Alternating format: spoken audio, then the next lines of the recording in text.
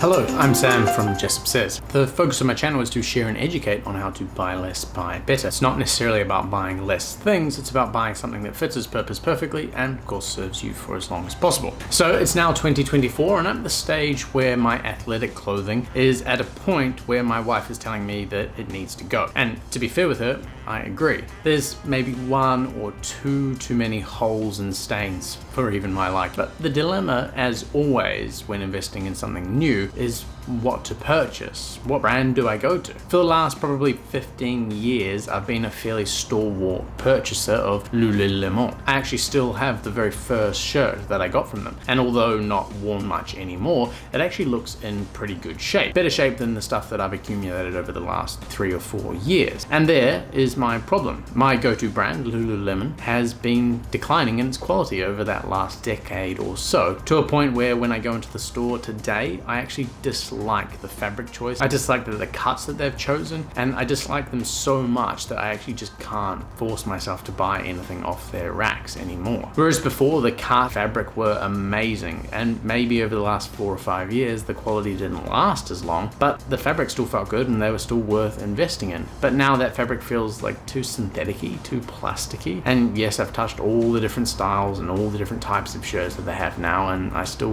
feel that way. So that leaves me in a bit of a pickle. I need new gear, I don't have a go-to brand, and I need to start searching for a brand that's worth investing in. I thought when better than now to take you all on that journey with me. So let's get into it.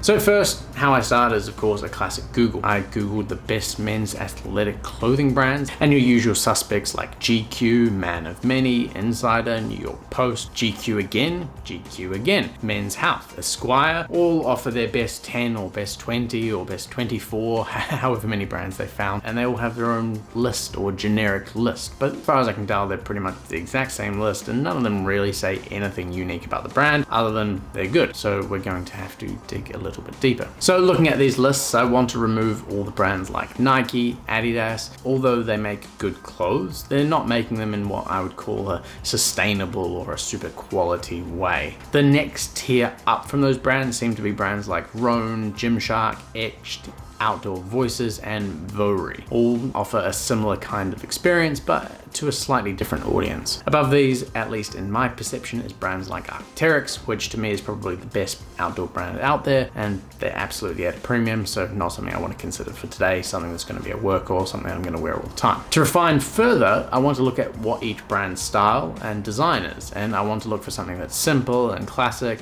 nothing with patterns or branding or big designs all over it. I also want something that looks comfortable. Usually look for a raglan sleeve, which is the sleeve that kind of comes down like this, as opposed to this, which I find a little bit more comfortable when I'm working out. And I want a shirt that looks like it will drape at least somewhat. I'm going to try and assess this based just on the photos.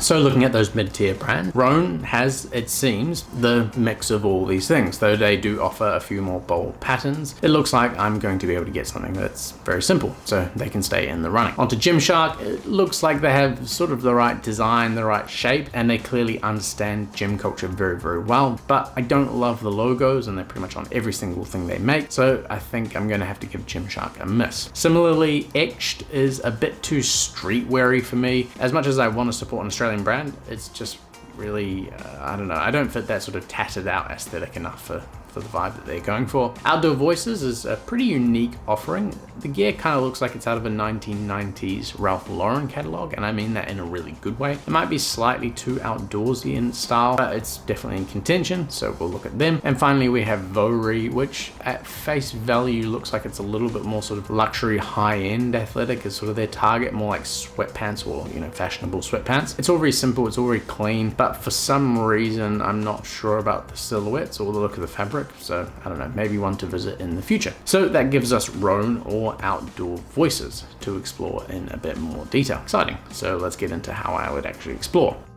So now I need to decide what I'm actually looking for and see what each brand offers. My typical gym outfit, and I'm going to get an entire outfit, is a pair of shorts, preferably with a short inseam, a t-shirt, and a long sleeve over top of it. I also like to wear a hat, so if there's a nice new hat, then that will be a welcome addition. In terms of colors, I like darker shades generally, navies, blacks, greens, and charcoals, but nothing that's gray. I just don't want everyone to look at me being sweaty and seeing the sweat. I also want to keep to their most basic or their like core collection. I think that's the best way to assess what the brand actually has on offer and if it's worth investing in.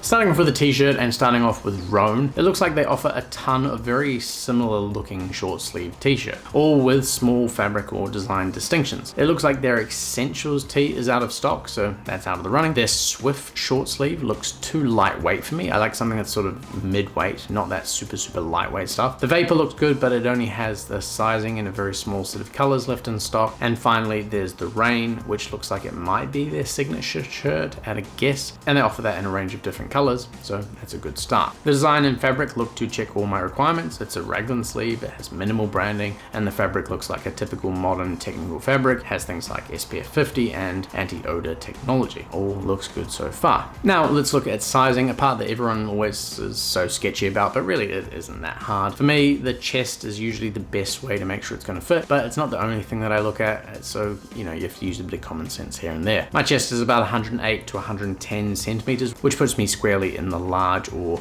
upper bracket of the large, which checks out as I usually wear a medium or a large in t-shirts. Medium would probably be too tight based on their sizing guide, and extra large is definitely going to be too baggy, so it's definitely going to be the large. And the best color in my size looks to be one of the navy blue ones at $125 on full price. Add that to the cart. Looking at long sleeves, they have the same options of Swift, Vapor, and Rhone. The Rhone once again has the similar style of fabric as the short sleeve. The sides guide has me at the same size as well. It's always worth checking because there's no large in stock. Luckily, they have a couple of other options that look very similar, and the one that has my size is that Vapor. So they look very similar in design. They have the same anti-odor properties, but this one doesn't have the SPF 50. As much as I'd like the SPF, it's not a deal breaker, so I'm happy to go forward. As for color, like Henry Ford definitely didn't say, it comes in every color as long as it's black, so that suits my purpose and into the cart.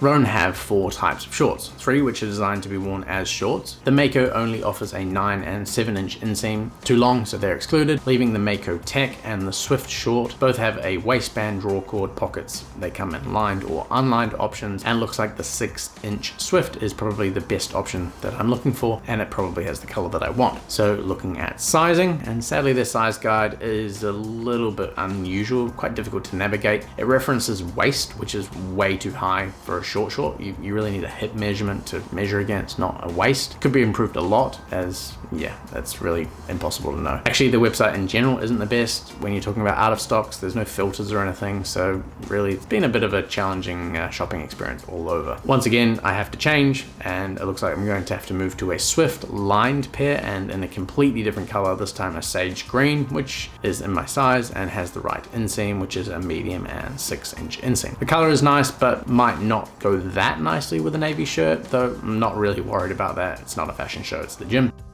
Finally, the bonus of a hat. Their hat options are actually sadly a bit too graphic for me, and that brings us to the finish of Rhone. So let's get into brand number 2, Outdoor Voices.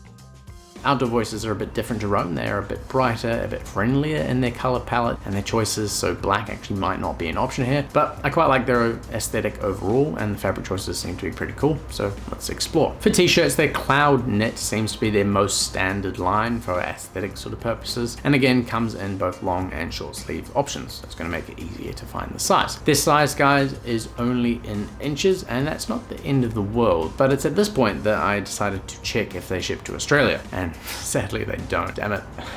Okay, so we're gonna have to go back and have a second look at Vori, I suppose. So after that bombshell, we go to Vori, and they have a lot of different types of t-shirts actually. A lot of different types. The Strato Tech seems to be their best seller, so I'm going to start there. It actually comes in 17 different colors. Quite a lot of them are in stock. Nice surprise. It's not a raglan sleeve, but it looks like it's a decent cut and nice fabric. It has anti-odor technology, but there's no SPF mentioned anywhere here. As for sizing, it's a pretty similar chart as the last one. It's very simple, but it's pretty easy to understand, and looks like I'm a large once more. I like the navy heather the most, so that's my choice, and into the cart it goes, adding 95 Australian dollars. Their long sleeve options are extremely broad. They have zips and buttons and all sorts of different things, but for a simple classic crew neck, the Strato once again seems to be the best option. This time it comes in 7 collars, all of which are pretty nice, and it sells for 115 Australian dollars, and once again it is that performance fabric. The charcoal heather seems to be the nicest to my eye, and that goes into the cart.